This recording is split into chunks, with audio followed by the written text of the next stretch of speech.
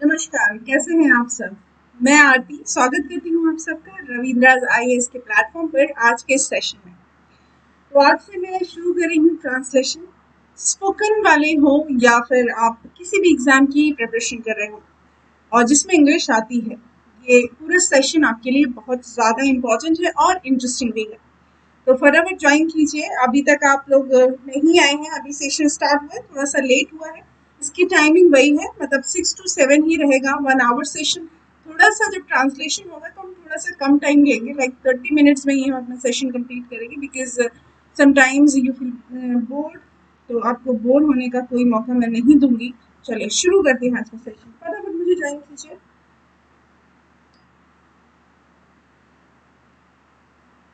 Okay, this translation session में फटाफट मुझे ज्वाइन कीजिए। मेरी आवाज़ क्लियर आ रही है? Let me know.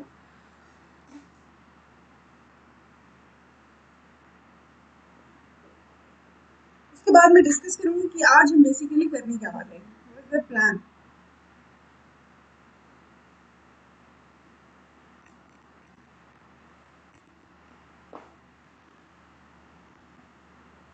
हम्म,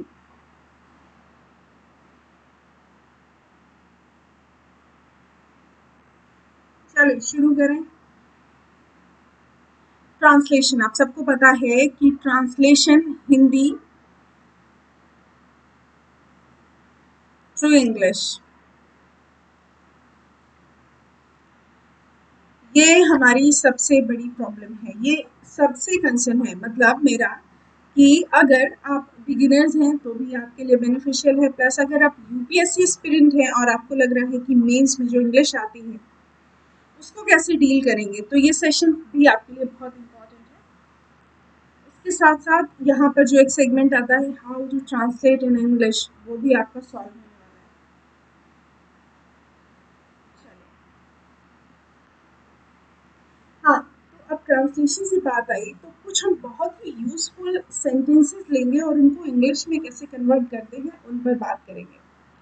ओके, तो यहाँ पर सेंटेंसेस बनाने से पहले कुछ एक इम्पॉर्टेंट बात मैं आपको बता देना चाहती हूँ, वो ये है कि एक कंजंक्शन है जो जनरली हम लोग यूज करते हैं, बट ज्यादातर गलत यूज करते हैं, और आधे लोगों को ये पता नहीं होता कि इस कंजंक्शन को यूज कैसे करें। ओके, सो कंजंक्शन क्या है? सामने लिखा हुआ है वेदर और, वेदर और। ओके सोनिका, गुड इवनिंग, फटाफट ज्वाइन कीजिए। सो वेदर और कंजंक्शन है, कैसे इसको यूज करेंगे सेंटेंसेस में, ये मैं आज आपको बताऊंगी। और बहुत सारे सेंटेंसेस हैं, आज बहुत सारा वर्क है जो कि आपको मेरे साथ करना है, राइट? ओके, सो नाउ देखो, वेदर का मतलब है, जैसे ये सेंटेंस लिखा है, तुम चाहे अमीर हो या गरीब, तुम्हें फाइन देना ही पड़ेगा। हमने ये सेंटेंसेस को इंग्लिश में बोलना है, तो हमारे माइंड में क्या आएगा? हम शायद इसको ऐसे ही ट्रांसलेट कर देंगे, यू आर रिच और poor, you will have to pay fine, इस तरीके से। लेकिन इसको सिंपली ऐसा ना बना के हमें क्या यूज करना है? हमें कंजंक्शन यूज करना है, वेदर, वेदर और। ठीक है, तो ये कंजंक्शन को कैसे यूज करेंगे? हम प्रेजेंट यानी सिंपल प्रेजेंट की पहले बात करें। ये जो वेदर है, इसके जस्ट बाद हम सब्जेक्ट लेंगे। सब्जेक्ट क्या है ना? और सेंटेंस मैंने आपको क्या बताया, प्रेजेंट में बनेगा। ऐसे जब भी सेंटेंसेस में कोई स्टेटमेंट दिया जाता है, तुम चाहे अमीर हो या गरीब, तुम चाहे हिंदी पढ़ो या इंग्लिश, तुम चाहे सीधे हाथ से लिखो या उल्टे हाथ से लिखो, तुम्हें ये कार्य पूरा करना पड़ेगा, तुम्हें ये कार्य करना चाहिए, मतलब ऐसे हजारों सेंटेंसेस आप बनाते हैं और कंफ्यूज हो जाते हैं। तो आप इनको ऐसे बनाएंगे वेदर का यूज करके, और उसके बाद लगेगा सब्जेक्ट।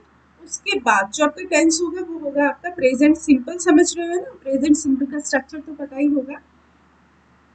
एक स्ट्रक्चर होता है जब सब्जेक्ट होता है आपका, उसके बाद इज, एम, आर।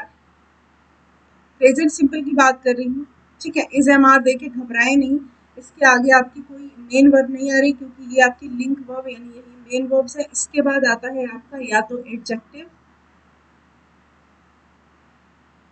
या फिर आता है आपका सब्जेक्ट कॉम्प्लीमेंट। मैं इसकी बात कर रही हूँ। मैंने आपको टेंसेस पढ़ाए, उसमें बताया जैसे तुम चाहे अमीर हो या गरीब, तुम चाहे अमीर हो या गरीब, इसको कैसे बनाएंगे? तो एक ये स्ट्रक्चर होगा प्रेजेंट सिंपल का। दूसरा, जब आप सब्जेक्ट के साथ वर्ब का फर्स्ट या फिर फिफ्थ फॉर्म यूज कर रहे होते हैं, और ऑब्जेक्ट। तो ये स्ट्रक्चर्स हैं जो मैंने यहाँ पर बताए। उसके बाद सब्जेक्ट, उसके बाद वर्ब, उसके बाद लगेगा आपका और तो लगना ही है। उसके बाद नॉट, जैसा भी सेंटेंस होगा, और ये होगा आपका सब्जेक्ट के साथ विल शैल, अगर देना ही पड़ेगा जैसा कंपल्शन है तो शैल, हैव टू, और टू के बाद वर्ब का फर्स्ट फॉर्म, ये बेसिकली इसको इंफिनिटिव बोलते हैं, और उसके बाद लगेगा इसी का ऑब्जेक्ट। तो चलो सेंटेंस बना दो फटाफट। तुम चाहे अमीर हो या गरीब, तुम्हें फाइन देना ही पड़ेगा, इसको इंग्लिश में कैसे बनाइए? या ऐसे बोलो, तुम चाहे अमीर हो या ना हो, तुम चाहे गरीब हो या ना हो, तुम्हें फाइन देना ही पड़ेगा। चलिए बनाते हैं। तो मैंने क्या कहा, वेदर से शुरू करना है, लिखा यहाँ पर whether, whether you are, whether you are क्या, अमीर हो, रिच, और देखो वेदर और जो है ये कंजंक्शन है, इसका पेयर बनना ही बनना है, यहाँ तक बना वेदर यू आर रिच और पुअर। अगर आपको पुअर नहीं लिखना है तो लिखेंगे वेदर यू आर रिच और नॉट। आगे क्या है, तुम्हें फाइन देना ही पड़ेगा, यू विल, अब कंपल्शन है तो आप शैल लिखेंगे तो ज्यादा सही रहेगा, कोई इश्यू नहीं है। You will have to pay fine, कोई प्रॉब्लम इसे बनाने में? वेदर यू आर रिच और poor, you will have to pay fine. ऐसी बातें आप बोलते हो डे टू डे लाइफ में अपने साथ वालों से, तो आप क्या यूज करेंगे, वेदर। अच्छा, आप सेंटेंसेस और हैं आगे, चलिए बना के दिखाइए। ये तो बनाया कि अच्छा यू विल हैव टू लगाए, you have to pay fine लिख देते हैं तो दैट इज ओके, कोई प्रॉब्लम नहीं है। Whether you are rich. अच्छा एक चीज और बता दें, इस सेंटेंस में आपके दो क्लॉजेज हैं, एक क्लॉज ये है, एक क्लॉज ये है। ये वाला क्लॉज है आपका सब ऑर्डिनेट क्लॉज, जिसमें ये वेदर और कंजंक्शन जुड़े हुए हैं। बेसिकली ये सब ऑर्डिनेटिंग कंजंक्शन है, जब आप कंजंक्शंस पढ़ेंगे तो आपको पता चल जाएगा। ये है आपका मेन क्लॉज।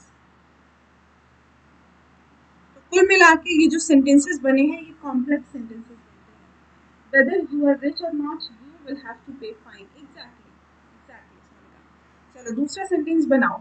अब मैंने आपको रूल्स समझा दिए हैं, वेदर और का कनेक्शन बता दिया है। अब सेंटेंस बताओ। तुम चाहे इंग्लिश बोलो या हिंदी, तुम्हें व्याकरण का पालन करना चाहिए।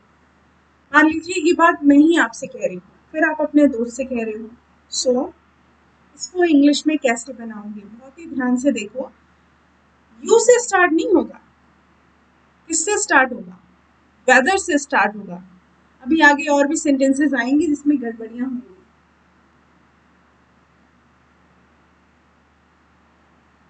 हाँ, रोनित ने एक और सेंटेंस यहाँ पे बना दी, तुम चाहे जो भी हो, तुम चाहे जो भी हो। तो आगे की बात भी तो बोलो, ट्रांसलेट मैं करूंगी। हाँ हाँ बिल्कुल, आपके सारे डाउट्स मैं क्लियर करूंगी। तुम चाहे जो भी हो, पहले मेरे डाउट्स क्लियर करो जो कि मैंने समझाए अभी। तब तक तुम अपने सेंटेंस को आगे थोड़ा सा और बढ़ाओ। मतलब तुम चाहे जो भी हो क्या, ओके। तुम चाहे इंग्लिश बोलो या हिंदी, तुम्हें व्याकरण का पालन करना चाहिए। बोलो, इसको बोलो जरा, कैसे बनाओगे इसको फटाफट। हम्म,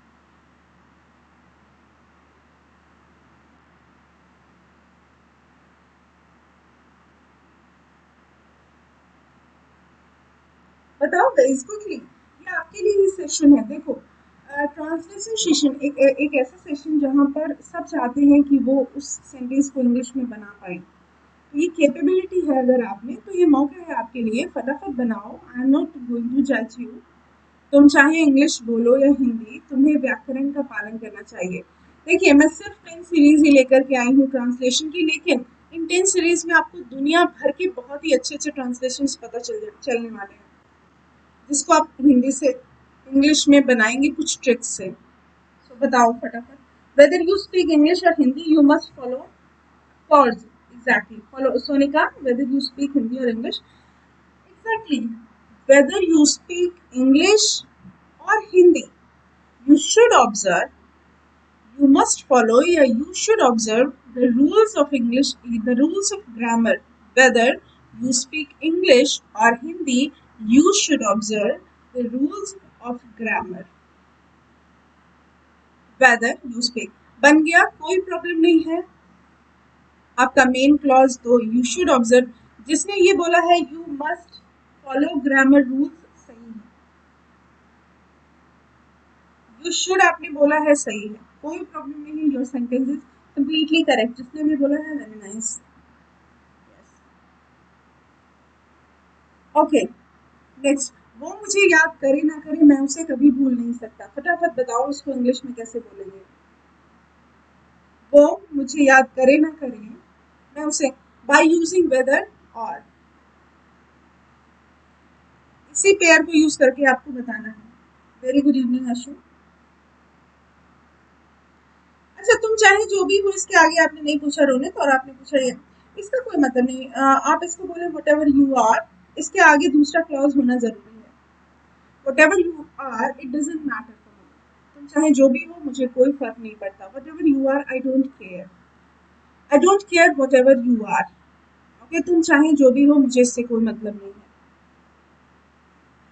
आई don't care how important you are, you must be very important for me, you are nothing.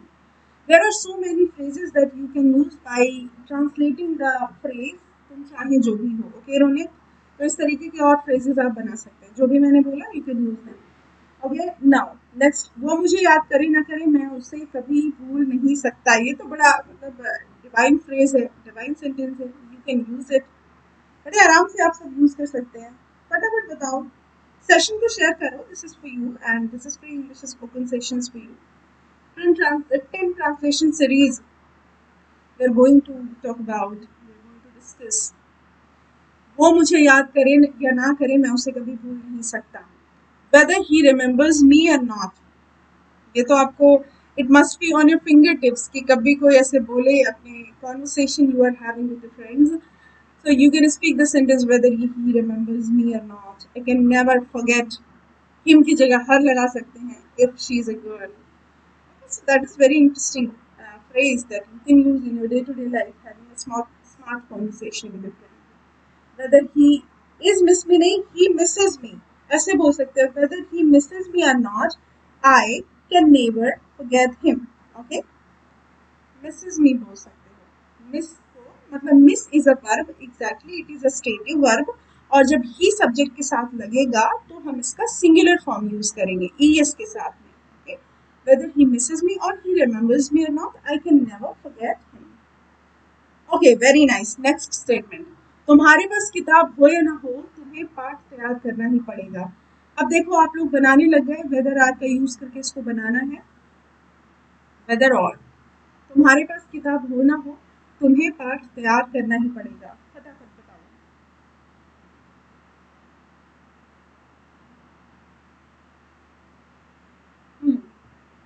Okay, whether you have a book or not, you shall have to prepare your lesson। कितने लोगों ने exactly ऐसा ही बनाया है, whether you have a book or not, देखो वही है, whether लिखा, उसके बाद सब्जेक्ट लिखा, उसके बाद प्रेजेंट सिंपल की वर्ब लिखी, ऑब्जेक्ट लिखा, फिर और कंजंक्शन का पेयर बनाया, फिर नॉट लिखा, और आगे you shall have to prepare your lesson. ये छोटी छोटी चीजें आपको बहुत हेल्प कर सकती हैं अगर आपका मन हो इन सब चीजों को यूज करने का। तुम्हारे पास किताब हो या ना हो तुम्हें पाठ तैयार करना ही पड़ेगा, तुम्हारे पास कोई साधन हो या ना हो तुम्हें एग्जाम सेंटर तक जाना पड़ेगा। चलो ये सेंटेंस तब तक मैंने लिख देती हूँ, तुम्हारे पास कोई साधन हो या ना हो, ये आपके लिए मैं पूछ रही हूँ जो कि लास्ट में मैं बताऊंगी, कोई साधन हो या ना हो तुम्हें एग्जाम सेंटर पर जाना ही पड़ेगा।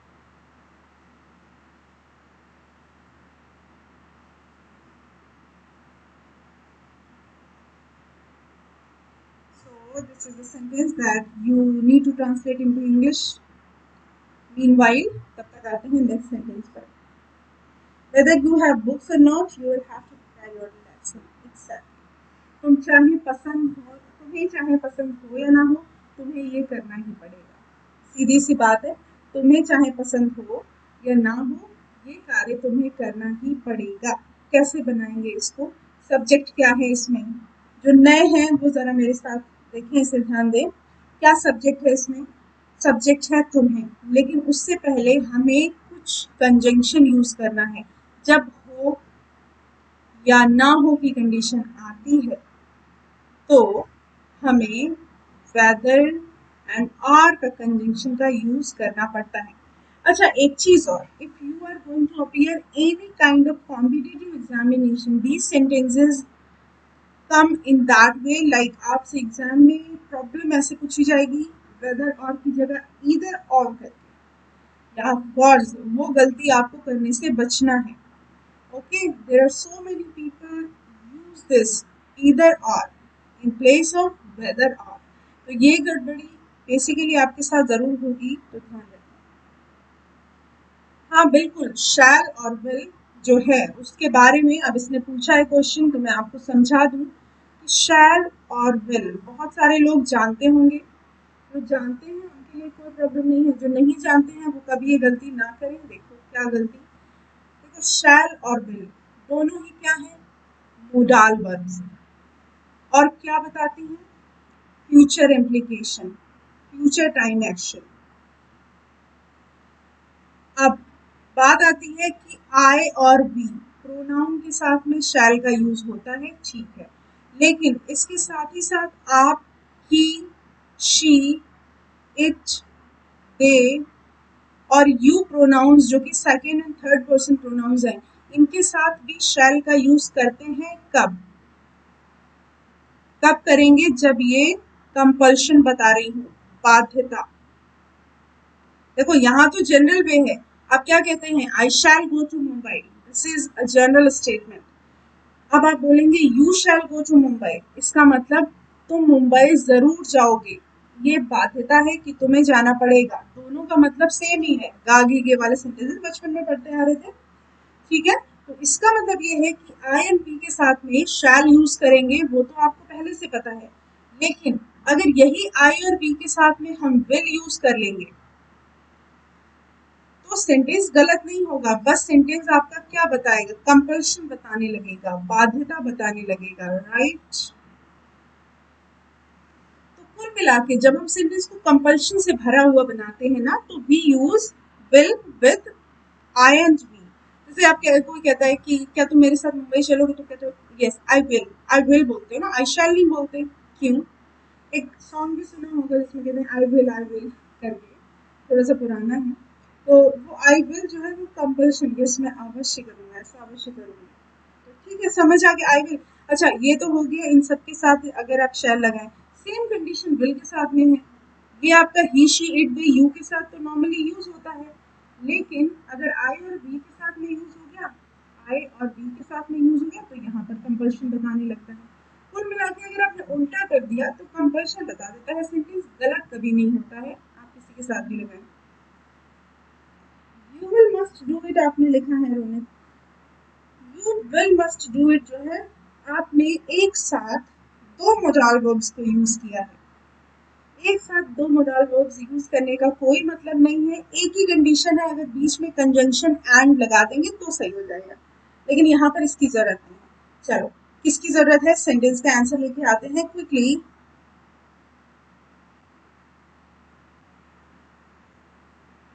इधर हाँ, अब ये सेंटेंस में गड़बड़ी थी, वो मुझे आपसे पूछनी थी, लेकिन चूंकि मैंने यहीं पे बता दी, तो यहाँ पर इधर करके क्वेश्चन अगर कभी भी आए तो आपको ध्यान देना है कि इधर नहीं लगेगा, ये वाला कंजंक्शन इसमें नहीं लगेगा. क्या होगा? वेदर यू लाइक इट और not, you shall have to do it. तुम्हें ये करना ही पड़ेगा. हाँ, आपने, रोनित ने सही बताया था पहले, वेदर यू लाइक इट और not, you will do must सब गड़बड़ कर दिया तुमने स्टार्टिंग में. ऐसे सही जा रहे थे. वेदर यू लाइक इट और not, you shall have to do Now let's jump to the next question and this is हम पढ़े या खेले हमें अनुशासित होना चाहिए quickly. देखिए सबसे पहले कौन बताता है? Type it as fast as you can. ये तो तभी होता है जब सामने वाला फटाफट मैसेज करे and we are into a conversation with our friend, with our close friend. तो हम फटाफट टाइप कर लेते हैं. चलो भाई बताओ हम पढ़े या खेलें हमें अनुशासित होना चाहिए. इसको इंग्लिश में कैसे हम ट्रांसलेट करेंगे? By using whether and all. Hello everyone, Vishnu Charan. हाँ, इसको इंग्लिश में ट्रांसलेट करना है. So this is a translation series that has been going on. Okay, whether we read a play, हम पढ़ें या खेलें, वी शुड बी डिसिप्लिन्ड, हमें अनुशासित होना चाहिए. Whether we read a play we should be discipline. कितने लोगों ने ऐसा ही बनाया था? हटा लिया मैंने.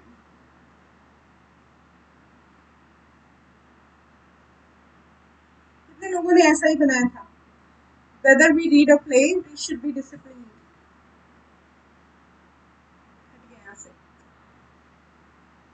हाँ,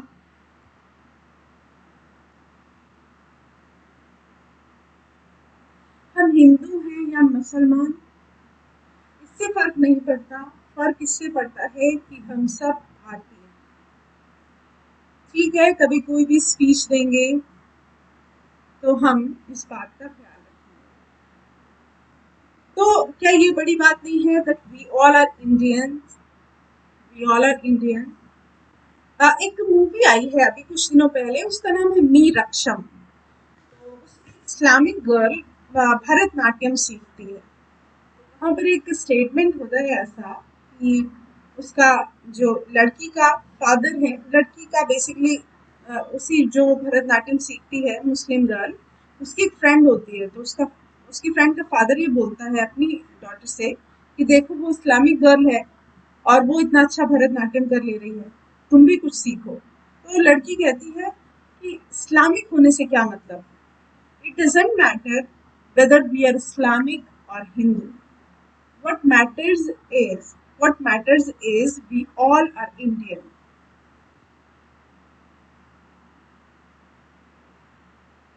हाँ, whether we are Hindus. देखो हमें हमेशा कुछ गड़बड़ियों से बचना चाहिए. वो ये, जैसे हमने वेदर तो लिख दिया, उसके बाद लिखा वी, तो वी के बाद में हमें वर्ब भी लगानी है. वी आर द हिंदू और मुस्लिम.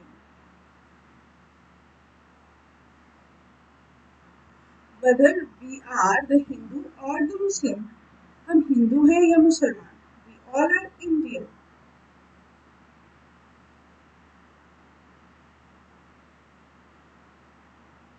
We all लिखा है तो Indians, we all are Indians बोलो.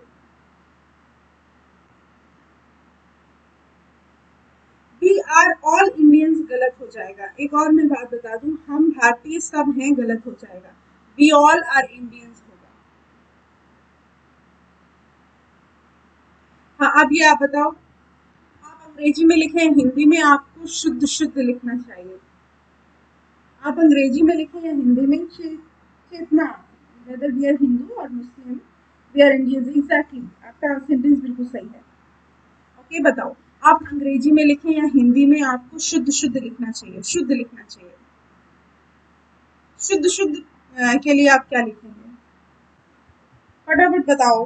आई have been waiting for your translations sentences. फटाफट बताओ कि आप अंग्रेजी में लिखें या हिंदी में, आपको शुद्ध शुद्ध लिखना चाहिए.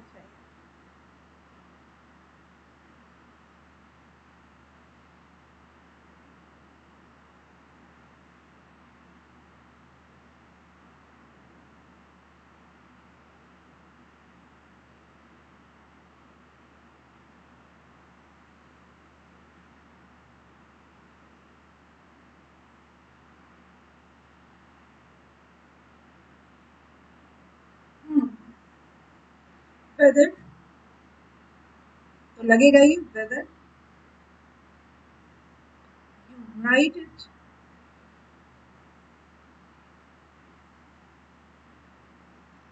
इंग्लिश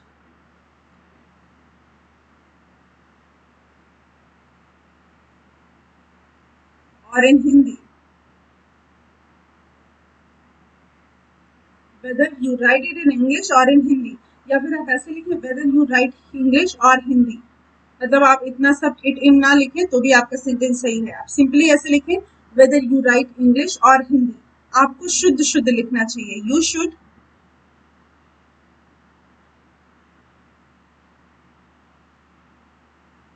कोई सेंटेंस है नहीं, you should right it in a correct manner. हाँ हाँ सही है। दूसरा सेंटेंस है, दो लोगों ने बनाया, सोनिका चेतना, वेदर वी आर हिंदी हो गया, weather we right English or Hindi you have to.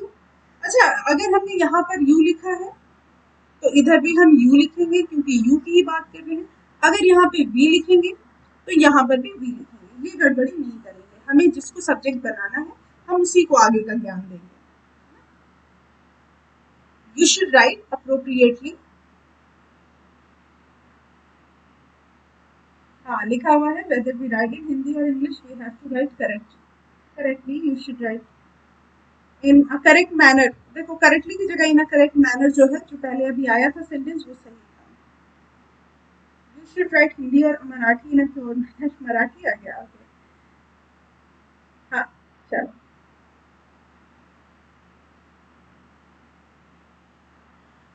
हाँ you should write in a correct manner.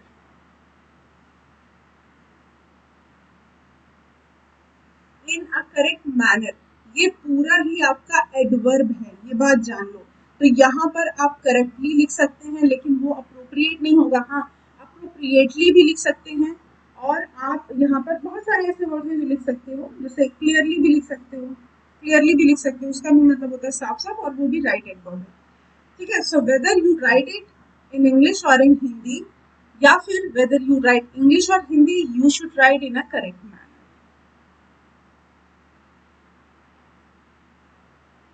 हाँ इट कैसे लगाया, मैं बता रही हूँ इट कैसे लगाया। हेलो एवरीवन, मैं बताती हूँ, गुड इवनिंग। चलो मैं बताती हूँ एक बात, यहाँ पर मैंने इट कैसे लगाया, क्योंकि देखो आपको मैंने एक और तरीका बताया, यहाँ पर लिखा देते वेदर यू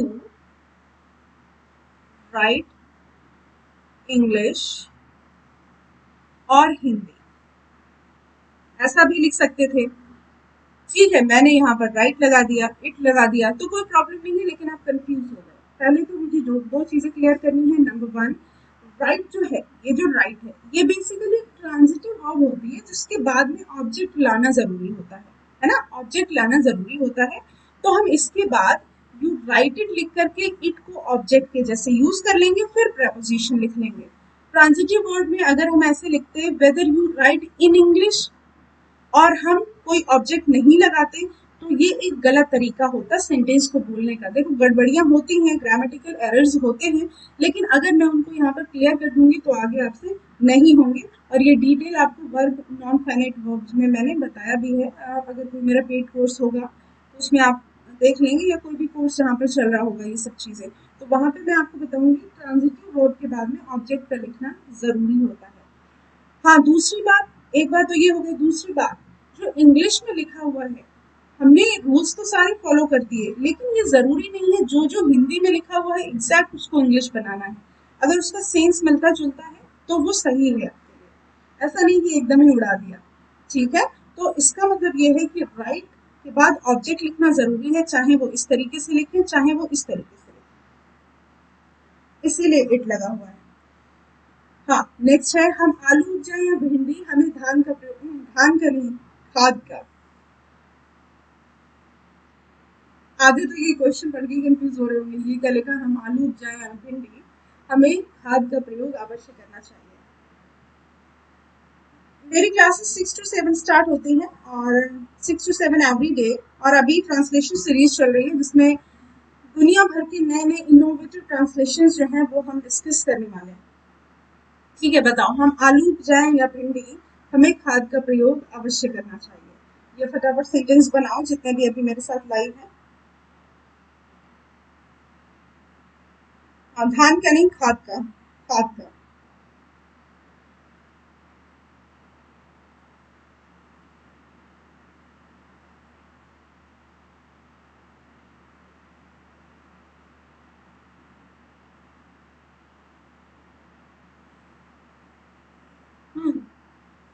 वेदर, चलो पहले आप लोग बनाओ, उसके बाद मैं बताती हूँ। जिसकी इंग्लिश नहीं पता उसको मैं बता देती हूँ। खाद का अगर इंग्लिश नहीं पता तो ये इसको इंग्लिश में बोलते हैं फर्टिलाइजर।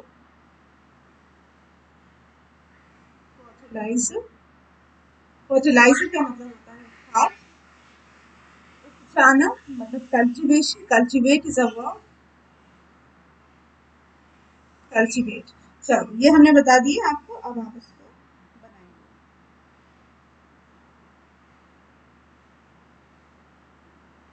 हाँ, ग्रो भी लिख सकते हैं, ग्रो, ग्रो सही है, ग्रो भी लिख सकते हैं। प्रोड्यूस भी, प्रोडक्शन भी लिख सकते हैं, कोई प्रॉब्लम नहीं है। लेडीज फिंगर, सही है, सबने सही बनाया। वेदर भी ग्रो,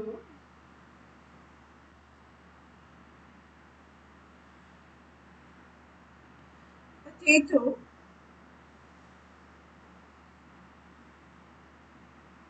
और लेडी फिंगर। लेडीज फिंगर नहीं होता है, lady finger. Whether we grow potato or lady finger, we should apply or should use what? Fertilizers.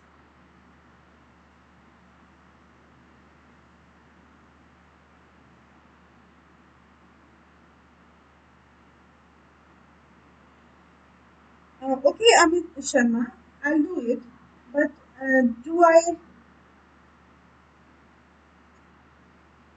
You want a colorful screen behind? Can you tell me what is the reason behind it? Okay, I don't have any problem with it. Whether we grow potato or ladyfinger, you should use the fertilizers. Okay. आप train से यात्रा करें या बस से, आपको ticket जरूर खरीदना चाहिए।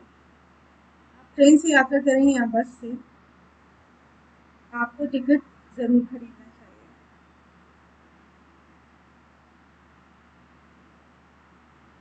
लेडीज फिंगर, देखो एक चीज बता दूं, ladies finger is the wrong use of the word. Lady finger is correct, ladies finger नहीं होता।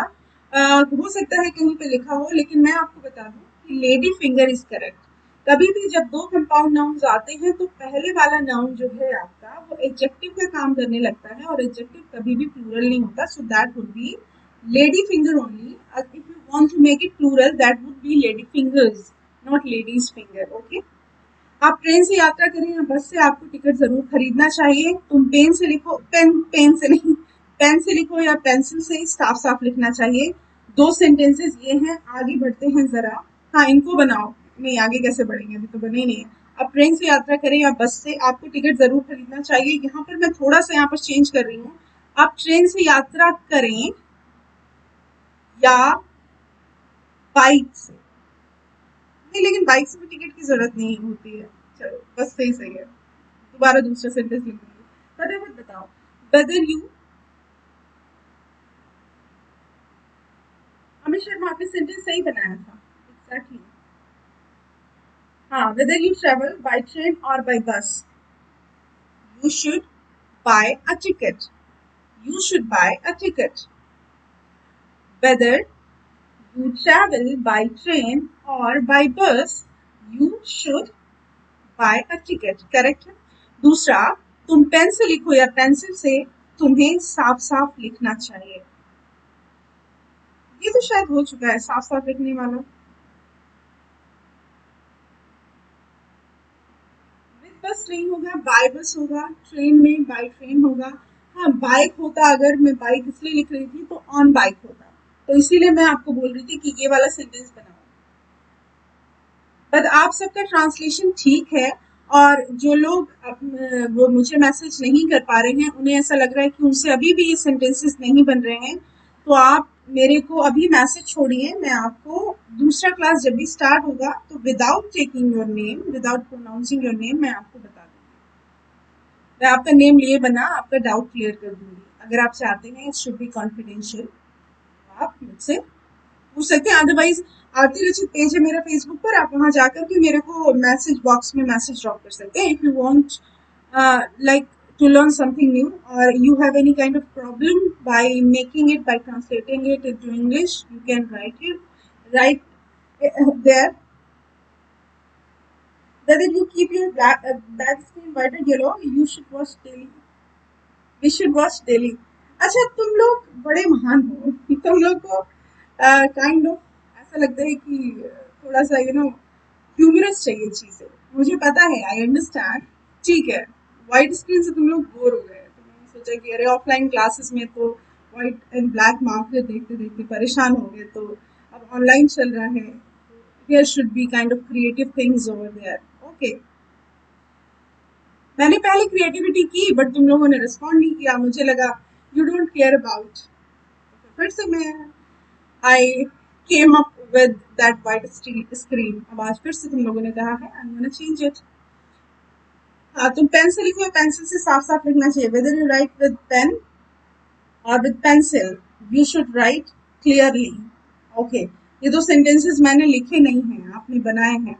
चलो नेक्स्ट पे एक एग्जैक्टली एक सेंटेंस है, तुम मुझे खून दो मैं तुम्हें आजादी दूंगा। इसको इंग्लिश में कैसे ट्रांसलेट करेंगे ये मैंने ऐसे ही आपको बता दिया, इसमें आपको बताने की जरूरत नहीं है। तुम मुझे खून दो, give me blood, I will give you freedom. अब इसमें हुआ क्या है मैं बताती हूँ। एक दो क्लॉजेस हैं।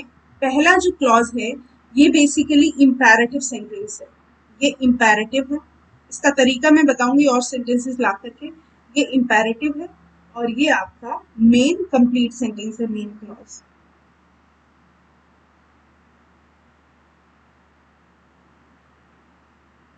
हाँ, I was not there, so I couldn't respond.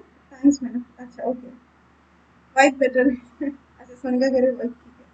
चलो नेक्स्ट है, अधिक बच्चे पैदा करोगे तो तुम्हारा परिवार बर्बाद हो जाएगा। Produce more children and your family will be ruined. यहाँ पर फिर से सेम चीज है और ये आपका एक पूरा सिंपल सेंटेंस है, और ये प्रोड्यूस में जो मोर चिल्ड्रन है ये इंपैरेटिव है। तो नेक्स्ट क्लास का हमारा जो पॉइंट होगा, नेक्स्ट क्लास में हम क्या डिस्कस करेंगे, इंपैरेटिव सेंटेंसेस बेसिकली होते क्या है वो डिस्कस करेंगे। इसलिए क्योंकि बहुत सारे सेंटेंसेस ऐसे हैं जो इंपैरेटिव में आपको आगे बनाने हैं। ओके, चलो ये है आज का लास्ट क्वेश्चन।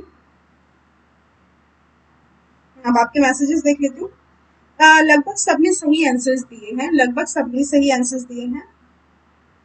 अमित शर्मा कह रहे हैं I was not there so couldn't respond. Okay, it is a universal truth. Which one? This one? या ऑफ कोर्स इट इज। इस क्लास को ज्वाइन करो और तुम अंग्रेजी सीख जाओगे। इस क्लास को ज्वाइन करो, ये इंपैरेटिव सेंटेंस होगा। इंपैरेटिव में आपको वर्ब का फर्स्ट फॉर्म प्लस ऑब्जेक्ट लिखना होता है। Join the class and you will learn English. Okay, enough of today guys. आज के लिए इतना ही, बहुत सारे सेंटेंसेस हो गए। नेक्स्ट क्लास में जो हम डिस्कस करेंगे वो होगा ये, मैं डिस्कस करूंगी, इसके बारे में मैं बताऊंगी और बहुत सारे सेंटेंसेस लेकर के आऊंगी जिसको आपको बनाना पड़ेगा। क्या पूछूंगी जरा देखो। प्रश्नवाचक एक सेंटेंस होगा, उसके बाद बीच में तो लगा के आप बोलते हैं ना, उसके बाद एक आशा सूचक। कैसा? जैसे क्या तुम सफल होना चाहते हो तो कड़ी मेहनत करो। क्या तुम फॉरेन जाना चाहते हो तो कुछ अच्छा अलग करके दिखाओ। मतलब इस तरीके के सेंटेंसेस को इंग्लिश में कैसे ट्रांसलेट करेंगे ये हम सीखेंगे नेक्स्ट क्लास में। ओके, मैंने आपको बताया कोई भी क्वेश्चंस हैं आपके तो फटाफट मुझे लिख के भेजिए और मिलते हैं नेक्स्ट सीरीज में। Tomorrow see you, bye bye and thanks for being here.